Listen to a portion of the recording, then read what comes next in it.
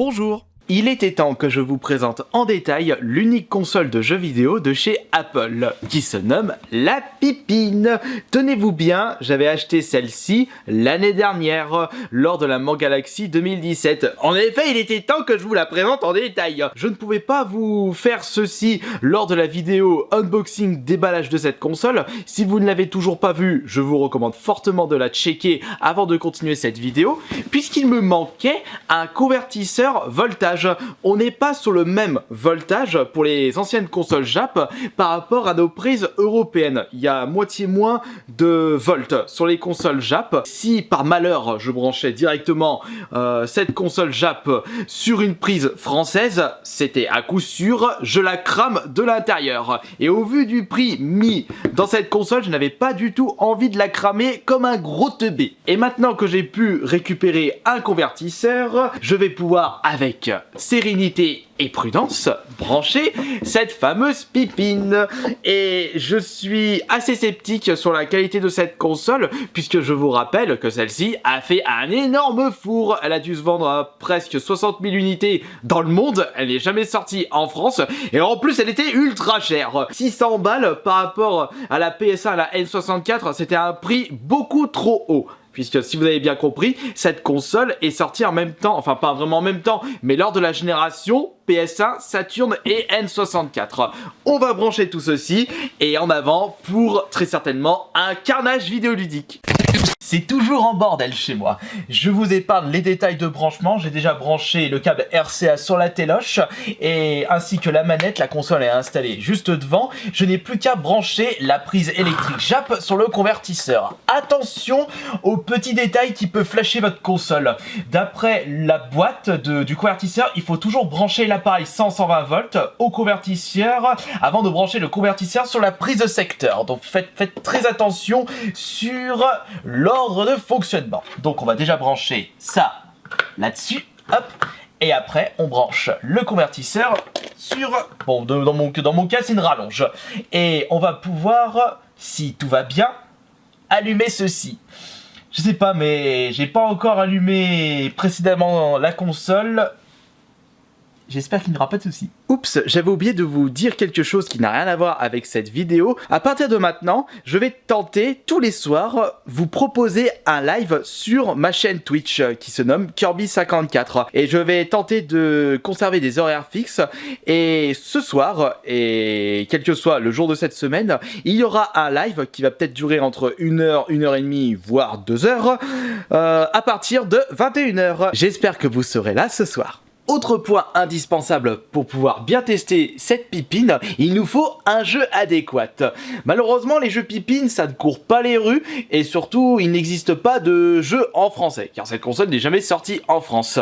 Je n'en ai pas acheté entre-temps, on va devoir se rabattre sur la compilation de 6 CD fournis avec cette console, qui comprend, je vous rappelle, le Pipine Navigator, le Pipine Network, un jeu japonais, je ne sais pas ce que c'est, Internet Kit, Frankie Online et Atmark Town. Peut-être que le 6ème, il doit s'agir d'un SimCity-like. Après, rien ne m'empêche de tester l'ensemble des disques fournis dans cette compilation, juste pour le fun. Mais j'espère au moins qu'il y a un petit jeu pour pouvoir tester correctement la manette, qui n'est pas la pire de tous, mais qui m'a pas l'air d'envoyer du lourd. Avec un espèce de rond qui me fait penser à une souris de l'ancien temps. Vous savez, les souris, il n'y avait pas le signal infrarouge sur le dessous de la souris, mais c'était une espèce de boule et c'était pas vraiment super ergonomique. Après nous avons des boutons classiques sur la manette, des boutons à l'arrière. Peut-être qu'il s'agit du clic droit et du clic gauche de la souris pour les boutons orange, plus la petite boule au milieu de la manette.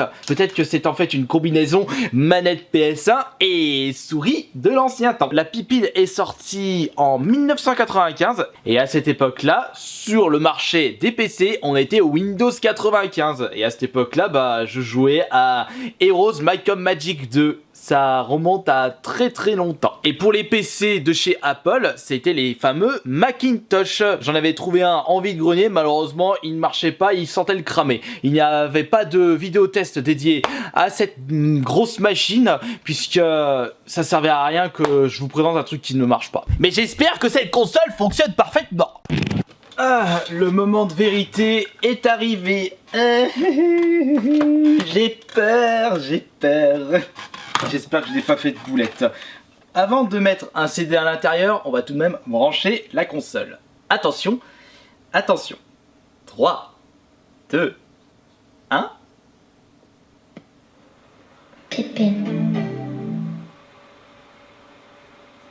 À première vue, c'est bon. J'ai entendu le son Pippin sortir de la télé. Avec le logo, bah franchement, je sais pas, ça ressemble à rien. En plus, le nom de la console, c'était pas franchement vendeur. Heureusement qu'Apple a décidé de quitter le marché des consoles de jeux vidéo pour pouvoir plus se consacrer à leur PC et surtout à leur avenir qui est actuellement les smartphones et tous les babioles qui vont bien avec.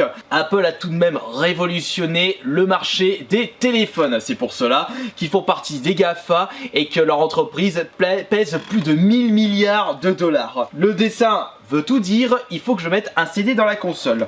Bon bah on va mettre, je sais pas, on va en mettre un au hasard. Non, on va mettre le navigateur, on va en faire un par un. On mettra le Atmark Town à la fin. Alors, voyons voir, le Pippin Network CD.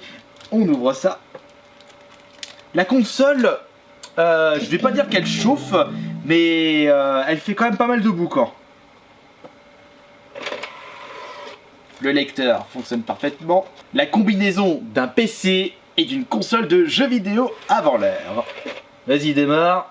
C'est bon, ça démarre. Ça me donne envie d'essayer de retrouver un vieux PC de l'époque et de jouer à Heroes Magic 2 comme dans l'ancien temps. Mais bon, des PC qui tournent encore un Windows 95. En plus, l'unité centrale était en dessous de mon écran. C'était un truc complètement indiforme, immonde. Mais c'était l'époque. Pippin Network CD. Ah ouais, bah ouais. Ouais, la bonne blague. Comme c'est une console Jap, tout est écrit en Jap. Ok, super. Ah bah voilà. C'est bien ce qui me semblait que du coup, cette boule, c'est pour... ça faisait office de souris. Regardez, on a la petite souris qui se tramale en haut à gauche de l'écran. Fait des turnaround. Bon, il suffit les conneries. Et donc ça doit être le clic droit et clic gauche. Ah ouais, bingo. Bon, si je clique là, blablabla, vous ne pouvez pas aller sur internet car ce n'est pas connecté. Vous devez connecter en passant par un modem 52K, avec votre téléphone. Ouais, mais à l'époque, avec le 52K, une page internet se chargeait en 5-10 minutes. C'était vraiment un truc inimaginable aujourd'hui. Blablabla, ouais bah je veux pas faire ça, de toute façon j'ai pas les codes, j'ai pas envie de faire ça. Super, le fail dès le début. Pippin. On avait autant de temps de chargement sur les jeux PS1. Et c'était un petit peu l'avantage de la N64 par rapport à ses concurrentes. Comme c'est une console qui s'utilisait encore avec des cartouches, les temps de chargement n'étaient pas du tout présents.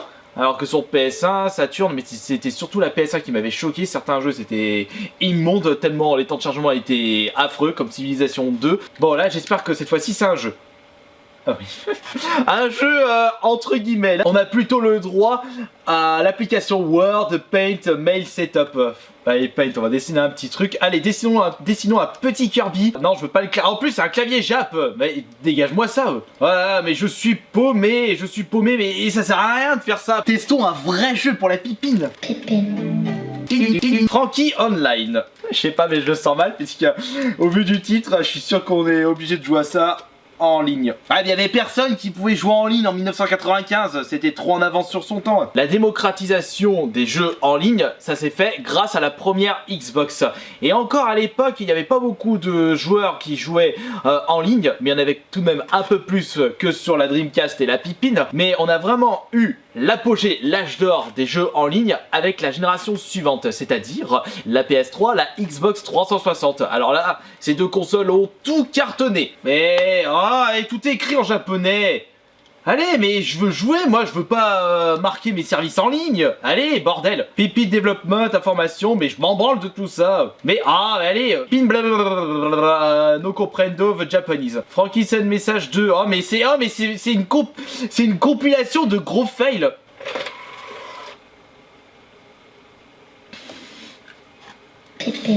Mais sérieux. Je n'ai pas besoin de jouer en ligne à ce jeu. Atmark Town, il n'y a pas marqué online dessus. Ça devrait passer. Commence pas à bugger s'il te plaît. Je n'avais jamais utilisé de Macintosh, j'étais plus sur Windows, Pentium 95. Ah! Bon par contre c'est l'air. Il y a un petit peu de son là, vite, vite, on va pouvoir jouer. Putain, je suis obligé de mettre à puissance 30 là. Marktown, bienvenue dans la révolution des jeux sur console de salon. Ah bah... Et encore ce message de tripotage. Mais non, mais... Je sais pas à quoi ça ressemble, je sais pas qu'est-ce qu'il faut que je fasse là. Si ça se trouve je peux vraiment pas brancher le moindre truc dedans. Si, j'ai quand même réussi à faire marcher un truc, c'est le Paint et Word, mais paye l'intérêt de mettre ceci dans cette console et de vous le présenter en vidéo. Ouais, je clique sur n'importe quel chiffre avec des lettres, l'intérêt est proche de 0. Je suis extrêmement déçu. Je vais pas pouvoir jouer correctement à cette console parce que je n'ai pas de jeu. Et attention pour le convertisseur, pour le débranchement ce n'est pas la même chose. Il faut déjà débrancher le convertisseur de votre prise française et après débrancher la prise japp du convertisseur. Hop. Ça a été un énorme fail cette vidéo. J'espère tout de même que cela vous aura diverti et vous aura attisé votre curiosité. Et on se retrouve demain pour une prochaine vidéo.